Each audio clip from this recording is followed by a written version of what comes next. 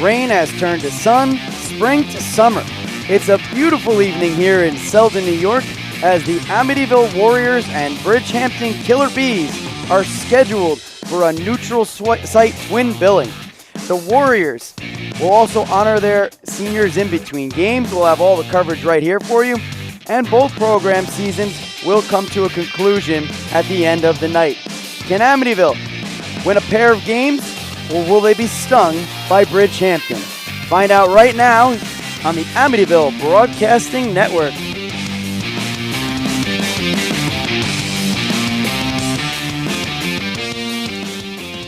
And once again, good evening, and thank you for joining us here on this beautiful Wednesday night, May 10th, 2024, as we come to you live on the Amityville Broadcasting Network.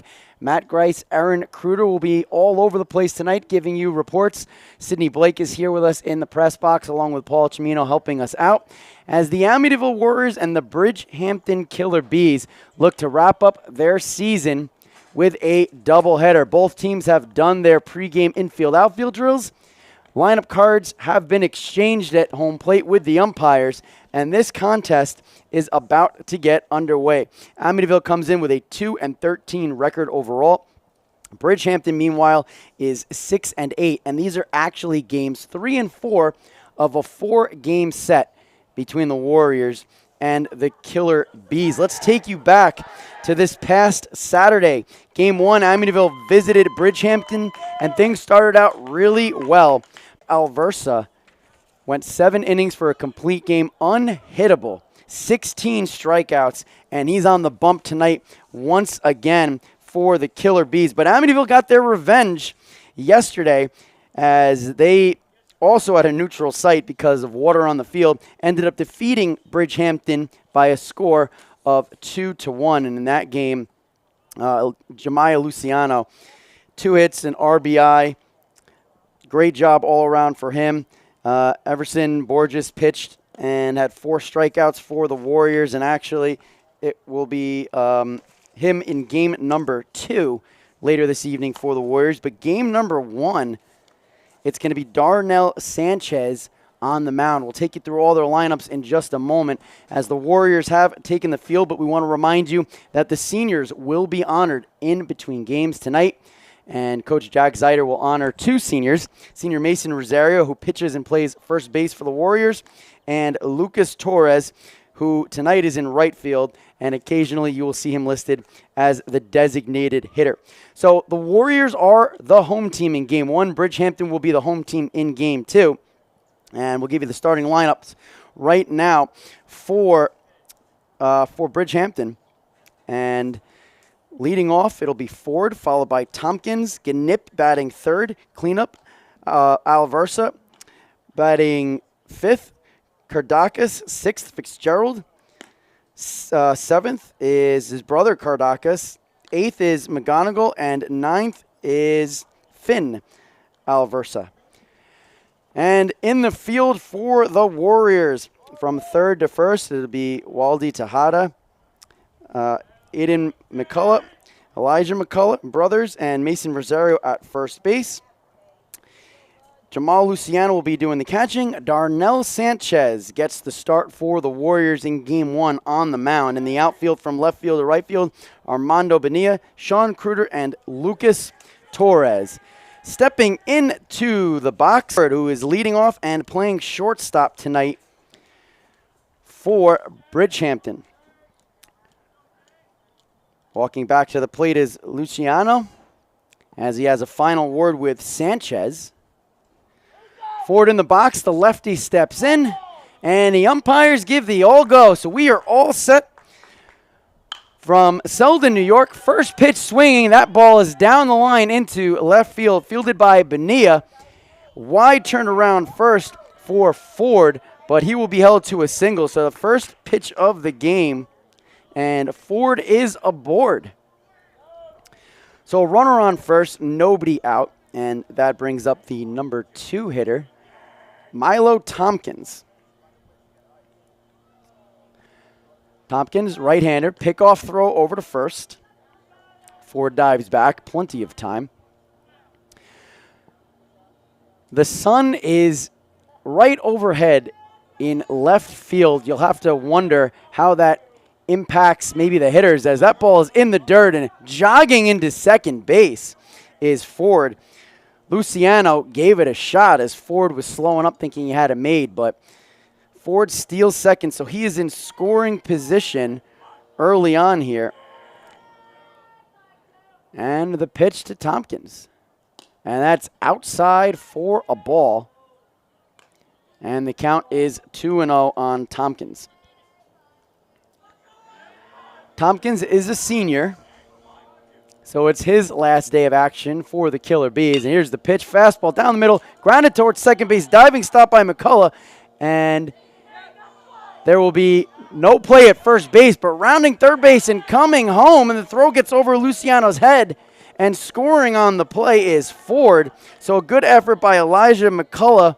Can't make the play at first base, but the errant throw home allows Ford to score, and Bridgehampton takes an early 1-0 lead.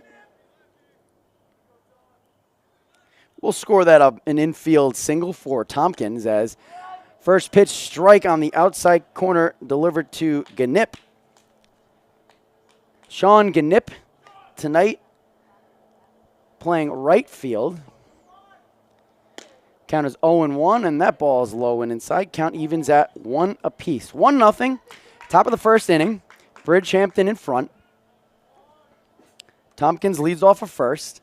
The pitch to Ganip in the dirt, gets past Luciano. Going into second base easily is Tompkins, and he will make it on the passed ball. So another runner in scoring position for Bridgehampton, and Coach Jack Zeider wants to jog out and have a conversation with Darnell Sanchez as he's thrown a couple of pitches in the dirt, making Jamal Luciano work hard behind the plate. Assistant coach Howard Reiner. Meanwhile, the Killer Bees, their head coach Lou Libertori, and their assistant coach Michael DeRosa.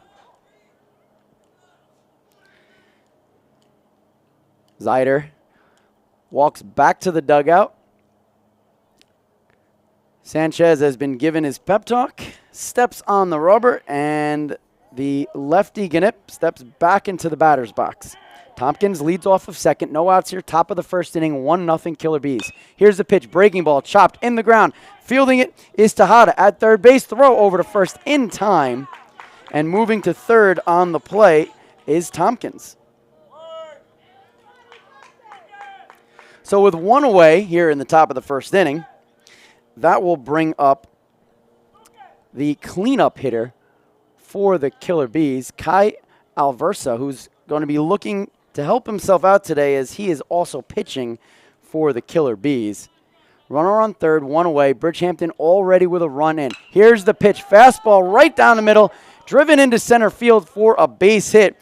Kruger fields and gets it in cleanly, but that will score Tompkins from third base. And Bridgehampton goes up 2-0 here in the top of the first inning after the base hit from Alversa. So that will bring up the number 5 hitter, and that will be Alexei Kardarkis, and that pitch is low and outside for a ball, and the count is 1-0. Sanchez gets the sign. Breaking ball inside corner for a strike. The count evens up at 1 apiece. Alversa with a healthy lead over at first. There's the pickoff throw, and Alversa dives back safely. So Sanchez gets back on the rubber, stares in at Luciano. Another big lead for Alversa. And here's the 1-1 fastball upstairs. And the count is 2-1.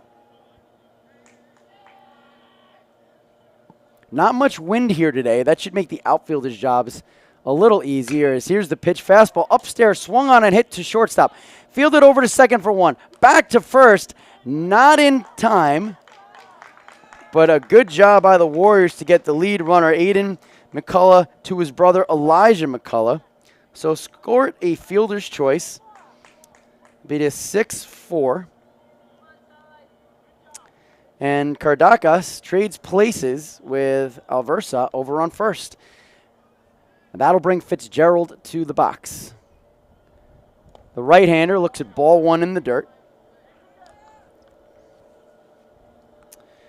Fitzgerald tonight playing left field. Tyler Fitzgerald, who is a sophomore, young player, swings at a breaking ball low and outside, and the count evens up at 1 apiece. 2 away here, top of the first inning.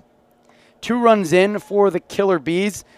Darnell Sanchez trying to limit the damage, and there's a fastball called to strike outside corner, and the count is 1-2.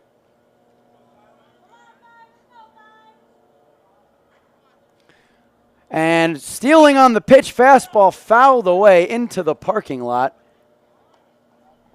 And we'll do it again. Count remains 1-2. Kardakas was running on the pitch, trying to get himself into scoring position. Sanchez 1 strike away from getting out.